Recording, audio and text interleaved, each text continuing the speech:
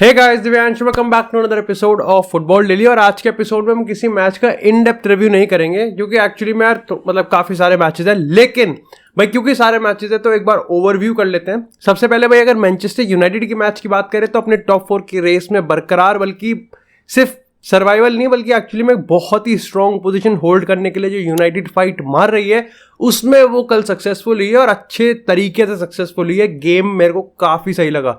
सबसे पहली बात तो यहाँ पर ये है कि भाई यहाँ पर जो डेविड दे है उन्होंने यहाँ पर अपनी क्लीन शीट के चलते अब वो गोल्डन ग्लव भी जीत लेंगे, लेकिन भाई इसकी बधाइयाँ पूरी होनी चाहिए। लेकिन इस फैक्ट में ये मत भूल जाना कि कल भी अगर डिस्ट्रीब्यूशन की बात करें कि डेविड de Gea की अगर फंडामेंटल गेम की बात करें वो अभी भी फ्लॉड ही है। और इस चक्कर में सोशल मीडिया पे बस अपना बेवकूफ़ मत बनवा लेना कि डेविड de Gea ने गोल्डन ग्लव जीत लिया तो he is the best goalkeeper in the world. He is not actually जो टेन हैग को चाहिए, बट भाई तारीफ बनती है शॉट स्टॉपिंग में, he is one of the best. लेकिन इसी के साथ भाई जेडन सांचो को लेके भी भाई बहुत यहाँ पर इस समय अफरा तफरी का माहौल है, डाउट का माहौल है कि भैया क्या करें, बेच दे क्या ना करें, अभी पेशेंस रखना चाहिए। देखो मेरे हिसाब से यस, जेडन सांचो के जो इंटेंसिटी है ना प्रीमियर लीग की यार, वो अभी जेडन सांचो को बिल्कुल भी सूट नहीं कर रही है। अब तुम एंटनी को देख लो, एंटनी को लोग पता नहीं क्यों गालियां दे रहे हैं, लेकिन एंटनी मेरे हिसाब से बहुत बढ़िया गेम खेल रहा है।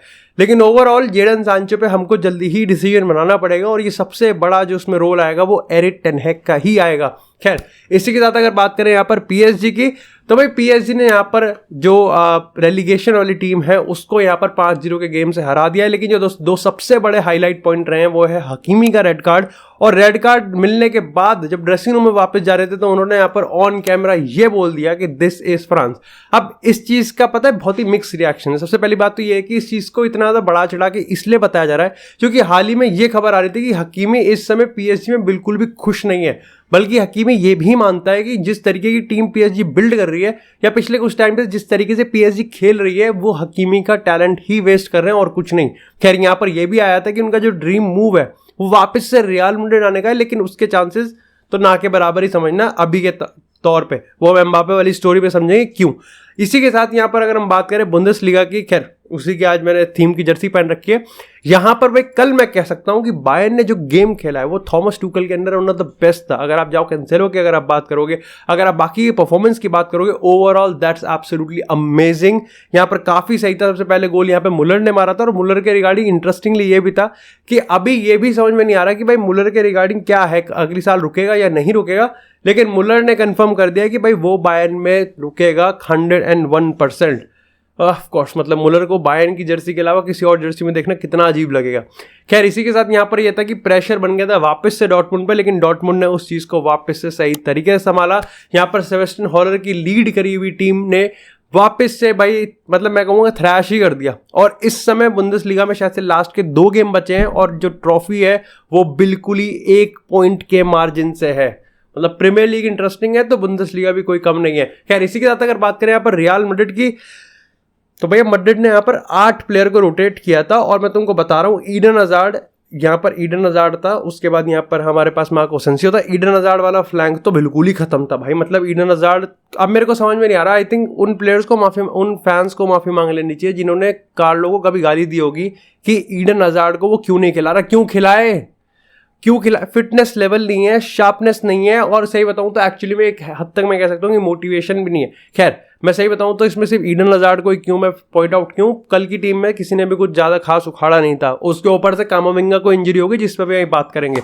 तो ओवरऑल आई थिंक अगर मैचेस की बात करें तो ये इस समय का कल का हाईलाइट रहा था मैच का शेड्यूल का। आज भी काफ़ी सारे इंपॉर्टेंट मैचेस हैं, चाहे हम बात करें मैनचेस्टर सिटी की, उसके बाद अगर हम बात करें यहाँ पर आर्सेनल की, और फिर अल्टीमेटली यहाँ पर बारसा का भी होगा ला लीगा सेलिब्रेशन। खैर, इसी के साथ अगर सबसे पहली अपडेट की बात करें तो वो आती है भाई मैड्रिड से। कामाविंगा इंजर्ड हो चुका है और काफी लोग यहाँ पर क्रिटिसाइज कर रहे हैं एंसेलोटी को कि भैया क्या जरूरत थी जब सबको ही बाहर बिठा दिया था और पता है कामाविंगा लेफ्ट बैक खेल रहा है, मतलब मिडफील्डर तुम्हारा लेफ्ट बैक खेल रहा है, फिर भी उसको वापस से शिफ्ट कर दिया। इसका समझ में नहीं आया कुछ हिसाब से। अब उसके चलते यहाँ पर ये हो गया, कामाविंगा इंजर्ड हो गया और ऐसे में काफी बताया जा रहा है कि देखो पहली चीज तो है कि नी स्प्रेन है, जो एंसेलोटी ने बताया है, जो मार्का ने रिपोर्ट किया या फिर एथलेटिको रिपोर्ट की बात करें तो उन्होंने पहली यही चीज बोला है कि भैया देखो बाहर से देखने में तो नी स्प्रेन ही है, ऐसे में ज़्यादा से ज़्यादा 2-3 दिन लगेंगे, लेकिन वो वेडनेसडे तक आ जाएगा।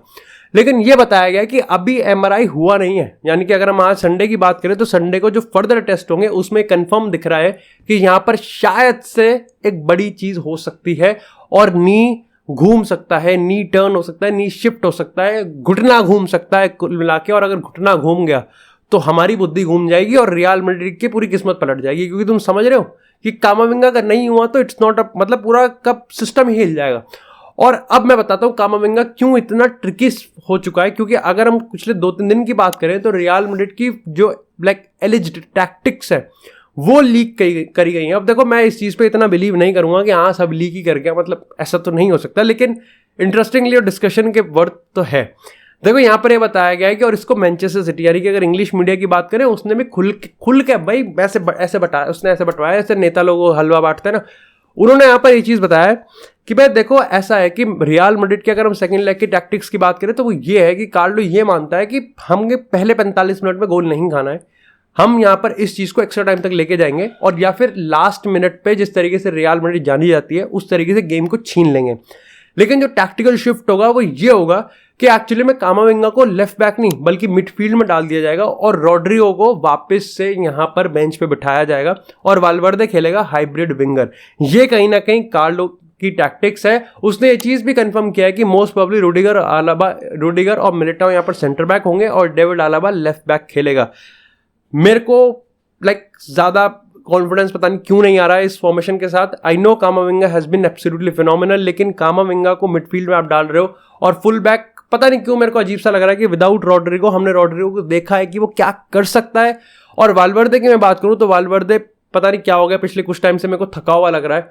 वाल्वर्दे का वो जो बस्ट अप था, वाल्वर्दे की जो टेक्निक थी, वाल्वर्दे का जो कॉन्फिडेंस था, सब कहीं ना कहीं मेरे को थोड़ा खत्म होता हुआ दिख रहा है। और ऐसे में उसको विंग पे डालना, हाइब्रिड विंगर के तौर पे 2 रोल दे देना, मतलब मिडफील्ड भी और विंग भी, बिग मूव, मतलब उस अप्रोच से बिग मूव है, एक बहुत बड़ा गैम्बल हो जाएगा कि हम यहाँ पर सिटी को रोक लेंगे। खैर इसी के साथ बात करते हैं यहाँ पर चेल्सी की। तो भाई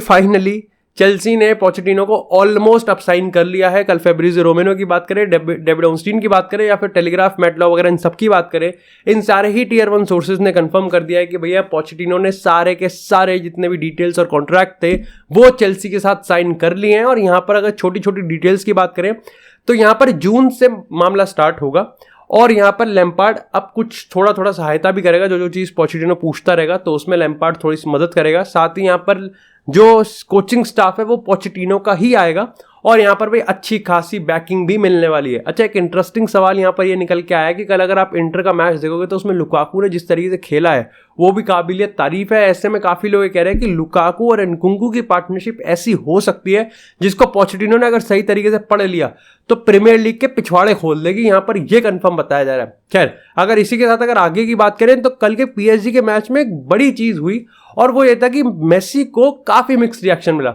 अब देखो सिर्फ इतना बता रहा है कि मेसी को काफी बू किया गया, yes it's a true story, लेकिन ये इनकम्प्लीट है क्योंकि एक्चुअली में फिर एक पीएसजी का वो एक हिस्सा भी था जो कि उसको ताली भी बजा रहा था और ऐसे में पूरे मैच यही चलता रहा। लेकिन ये दिक्कत की बात है कि throughout the game Messi को बू किया जा रहा था, विसल किया जा रहा था। अब इसके बाद डेनिलो परेरा भी सामने निकल गया और उन्होंने भी कहा कि ये चीज बकवास है और इस चीज को रहने दो।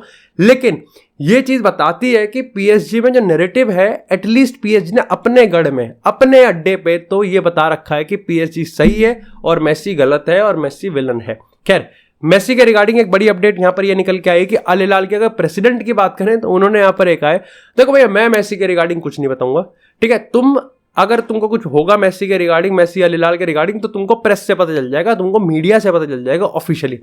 इसी के बाद यहाँ पर अल हिलाल के चेयरमैन यहाँ पर आके ये बोलते हैं कि देखो मेसी आएगा तो मेसी को पता है कि अल हिलाल कितना बड़ा क्लब है और ऐसे में यहाँ पर हम तो सोलोली किसी पर्सनालिटी पे फोकस करते ही नहीं है। हमारा सिंपल सा काम है, हम एक ग्रुप बनाएंगे, हम एक टीम बनाते हैं और हम एक प्रोजेक्ट के चलते बनाते हैं और उसके चलते शायद से लियोनेल मेसी उसी प्रोजेक्ट का पार्ट हो सकता है।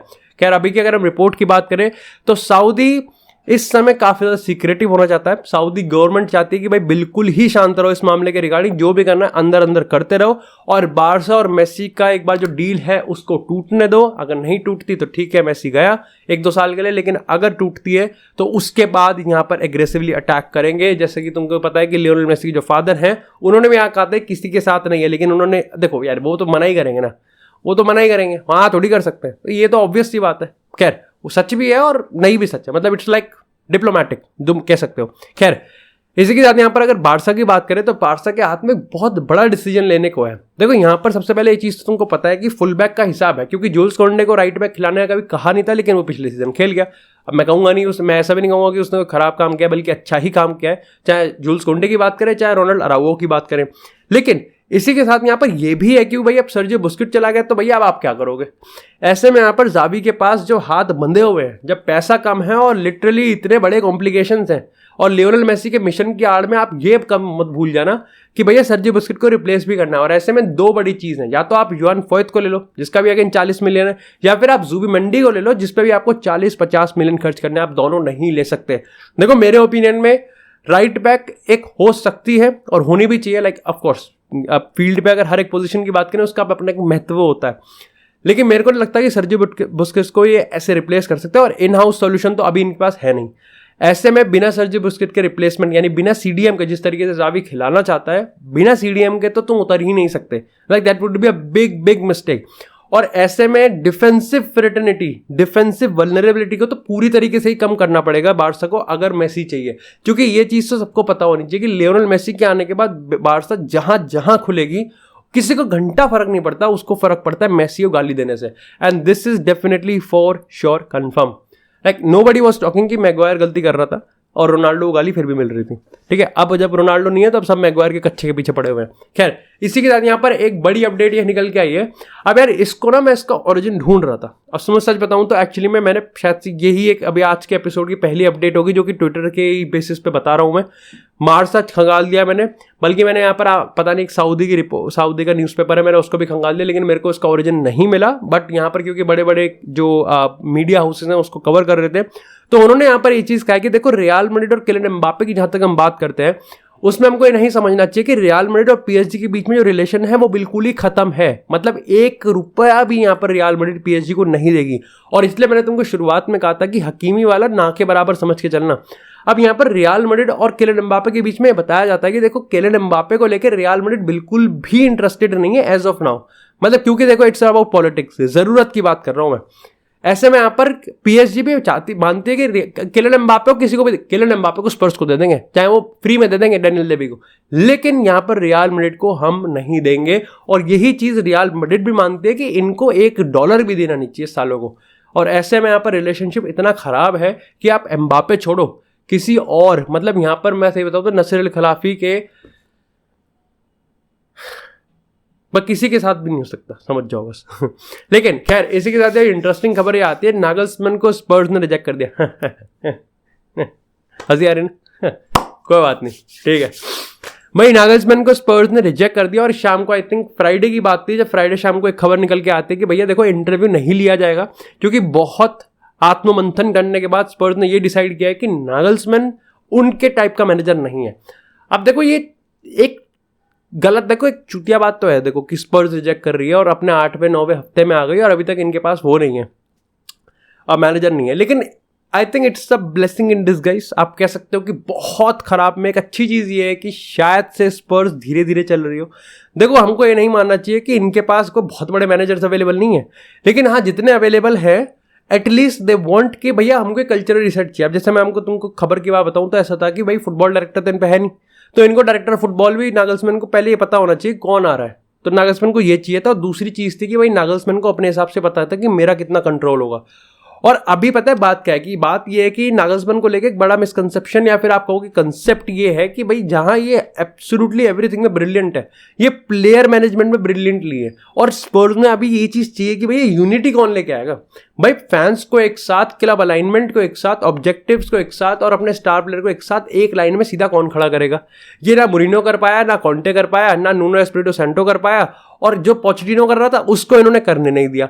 ऐसे में सवाल ये भी खड़ा होता है टॉटनहम हॉटस्पर पे कि भैया जब तक तुम्हें पता था कि चेल्सी और पोचेटिनो की इतने लंबे टाइम तक यहाँ पर खिसियाई हुई थी और फाइनल होने में इतना टाइम लग गया, तो यहाँ पर कुछ अलग ही होना चाहिए, कुछ बढ़िया ही होना चाहिए। जब स्पर्स ये कहेगी कि हमने पोचेटिनो को जानबूझ के नहीं बुलाया, एक अंडरस्टैंडेबल भी है कि किसी एक्स के पास क्या ही जाओ, लेकिन फिर भी जब पोचेटिनो इतना अवेलेबल था और तुमको पता था कि तुमने सारे पैतरे आजमा लिए, लेकिन पोचेटिनो अभी तक तुम कंफर्म नहीं कर पाए वो पोचेटिनो वाला काम, तो ऐसे में काफी लोग ये कहते हैं कि भाई आप जो डिसीजन लोगे ना इतना बढ़िया होना चाहिए कि ये भूल जाएं कि तुमने पोचेटिनो को जान पूछ के कॉल नहीं किया। मे भी पोचेटिनो अवेलेबल हो सकता था और इंटरेस्टेड भी होता, हु नोस। बाकी thank you so much guys for watching this episode. अगर आपको एपिसोड पसंद आता है एपिसोड को लाइक करें, चैनल को सब्सक्राइब करें। आपको इसी तरह फुटबॉल से एक्सक्लूसिव कंटेंट चैनल पे मिलता रहेगा। तब तक के लिए stay tuned, stay safe and I will see you in the next episode.